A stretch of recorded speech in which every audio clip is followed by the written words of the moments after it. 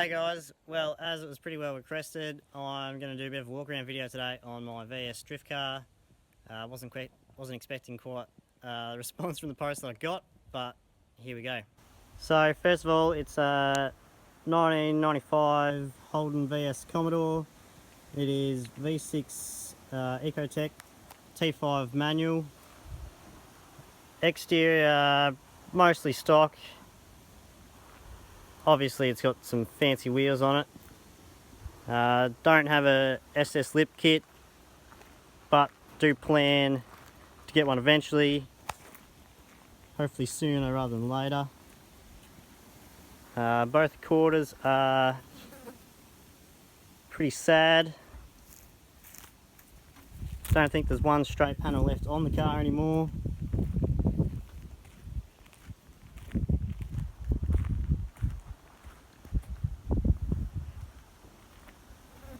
The wheels are D-Speed DS03, I believe. They're 18 by 9 plus 18 all round. However, I am running a 5mm slip-on spacer up front. Front tyres are Kenda KR20A, I think they are. Semi-slick. Been pretty good. I haven't had any dramas with them. So that's the 235/40 rear.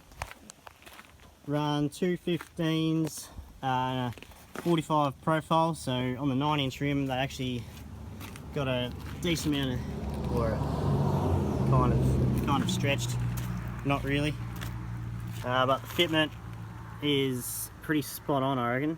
I'm pretty happy with how they fit. The inner lip, all up the inside here, all is trimmed out to clear them, and trimmed, yeah, a fair bit in there. And up behind that, bit of a weird spot with the door. Front guards have been severely rolled and pulled. You can kind of see the crease mark from the roller tool. And then as well, down the bottom here, which you get asked about a little bit, is they're spaced forward.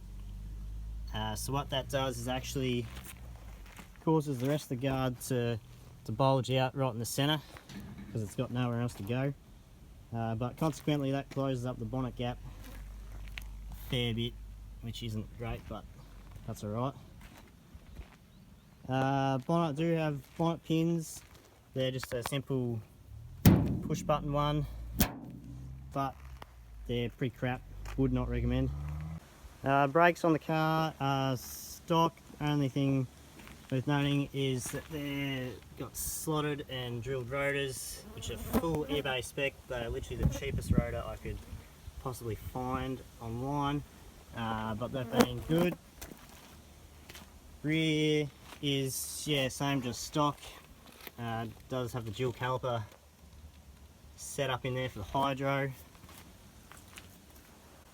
Suspension up front, I run, or all around actually, I run Nissan S13 coilovers. They're of course cheapest ones possible, the old MACE speeding rods.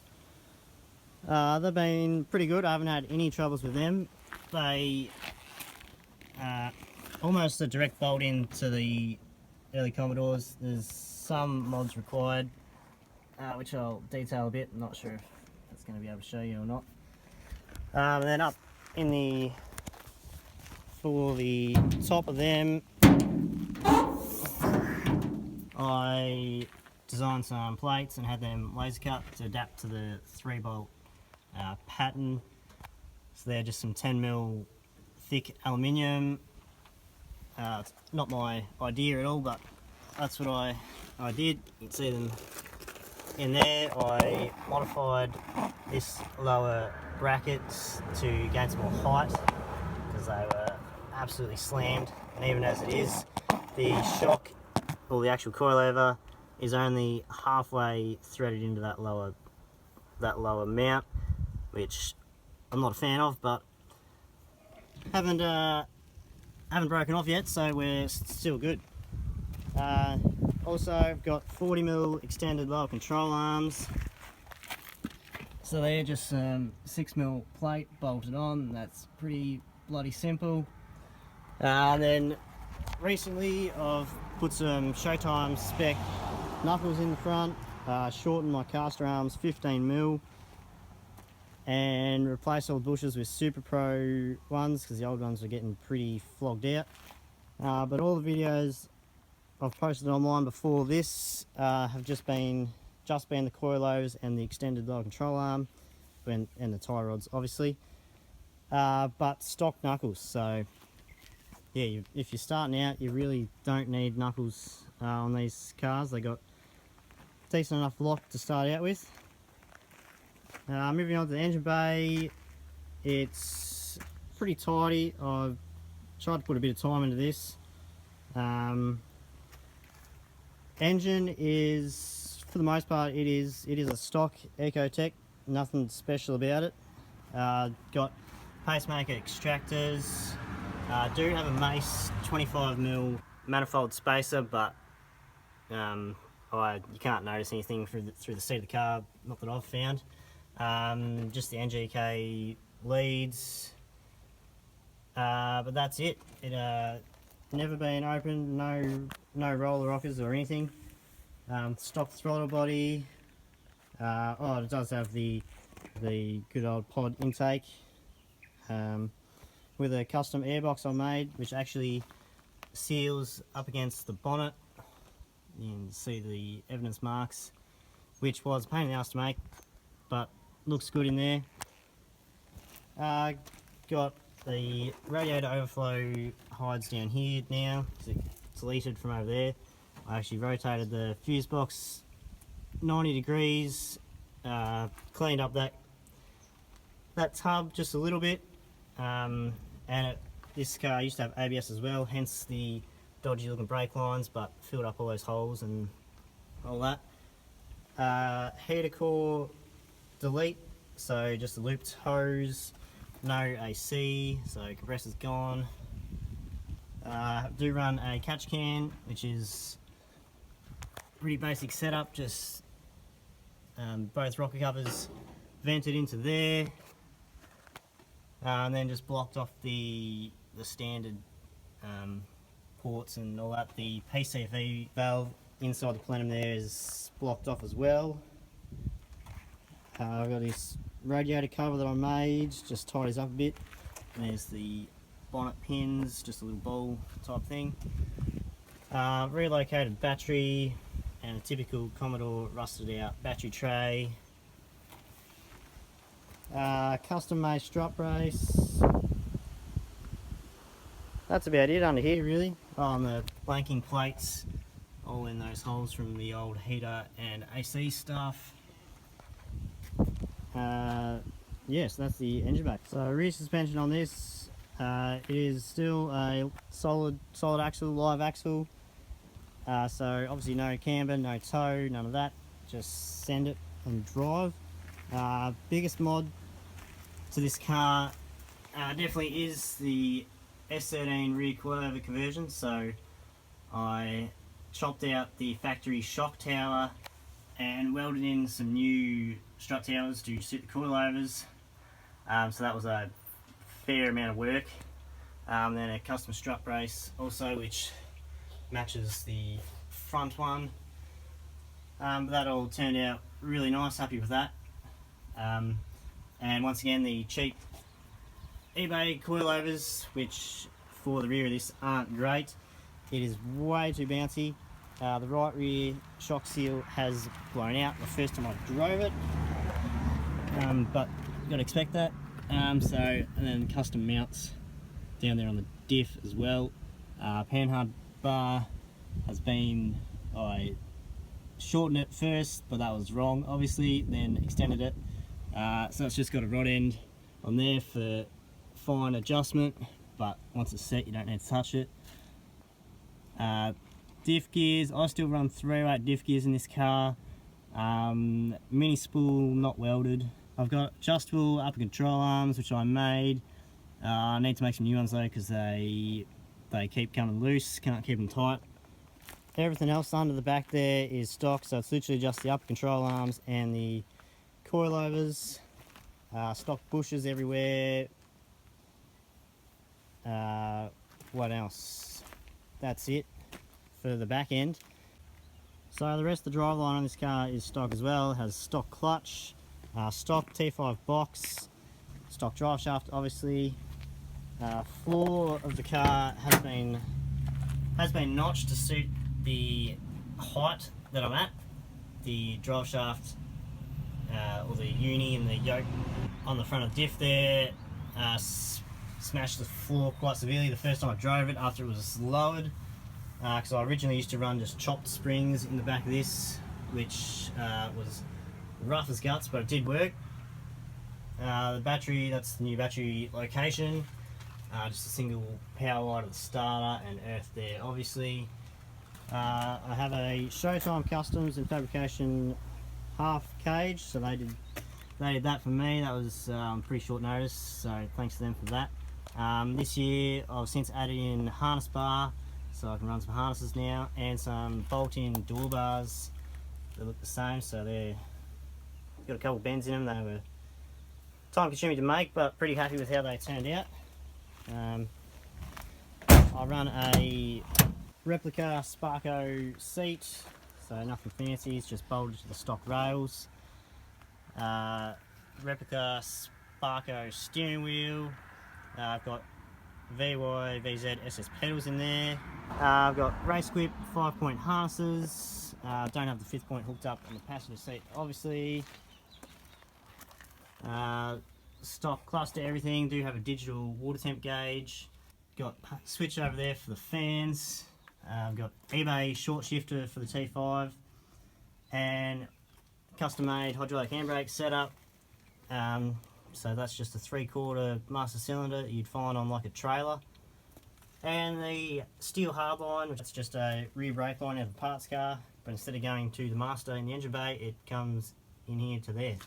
So it could be a bit shorter, but that's alright, it works, doesn't leak, so I'm not going to touch it. I've got aluminium door cards, tidy up the inside a fair bit. Obviously no heater core or AC, so there's lots of room around here. ECU has been moved to up under there, made a bracket for that, so that fits nice and snug up there now. I also run a power steering cooler, so that is once again just a eBay spec cooler. Dash 10 AN, but I had to make up some custom fittings to go back to the 3.8 hose, so that works well. I rebuilt the pump, or did all the seals in it at the start, and with the cooler on, that's been excellent. Haven't had a single drama with the power steering setup of this car. Cooling system is stock also, just the thermo on the switch. No thermostat, and doesn't run hot, doesn't run cool. Absolutely can't complain about that. There's probably other stuff I forgot to mention, but that's it for the most part. It has been a super budget build.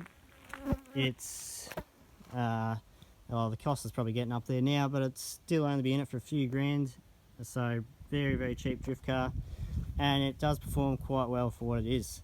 As well, I got the pacemaker extractors, and then they go into a twin 2.5 system to the side exit tips. There's 2 resonators under there. That's nothing special, it's just a pretty ghetto exhaust.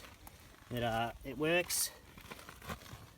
Flat tips from scraping the ground. There's no crossover in that as well, so because it's at the left side, they're unequal lengths, which I think is part of the reason why it sounds the way it does. Sounds pretty, I just think it sounds pretty good. Lots of people don't like it, lots of people love it.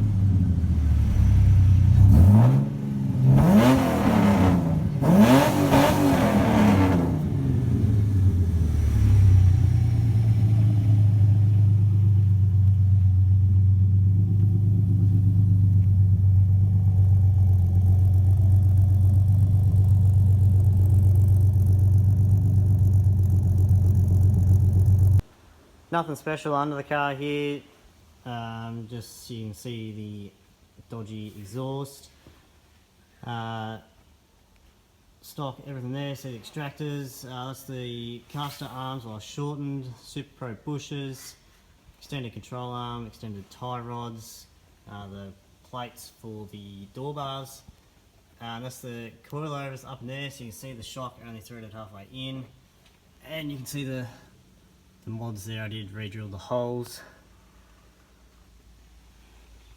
Also got a custom made cross member in here.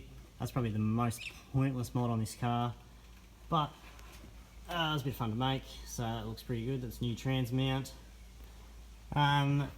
Exhaust, dodgy hanger.